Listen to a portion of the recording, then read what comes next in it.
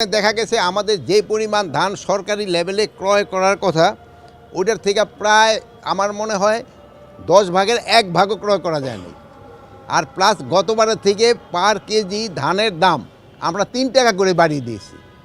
গতবার যেটা ছিল 28 না কত জানি ছিল মনে হয়, আমি এবার মনে হয় এটা 31 করা হয়েছে, হয়তো আমার সংখ্যাটা এদিক সেদিক একটু ভুল হইতে পারে। গতবার থেকে কিন্তু আমরা 3 টাকা করে বাড়িয়েছি এবং আমরা এবারও ইনস্ট্রাকশন দিয়েছি কৃষকরা ইসের কাছে বিক্রি করুক, কী জানি বলে এই যে আমাদের যে গোডাউনের খাদ্য অধিদপ্তরের কাছে, এই জন্য। আর এরা অনেক সময় আছে যে আপনারা ওইটা একটু প্রচার করতে পারেন, যারা এদের কাছে যদি বিক্রি করে তবে বেশি লাভবান হবে।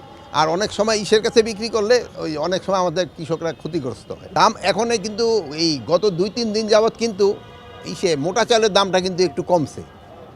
মোটা চাউলের দামটা কমছে, কিন্তু সরু চাউলের দামটা মানে কমে নাই। তা আমরা যেই হারে, যেহেতু গত ইসের সময় আউশ এবং আমন দোনোটারই যে জানেন এই বন্যায় কিছুটা ক্ষতিগ্রস্ত হয়েছে, এই সুবিধাটা কিছু সংখ্যক লোক নিতে চাইছে, কিন্তু এই সুবিধাটা তারা নিতে পারবে না, যেহেতু আমাদের প্রচুর ইম্পোর্ট করা হইতেছে। ওই যে ডেফিসিয়েন্সিটা আছে ওইটা আমরা কভার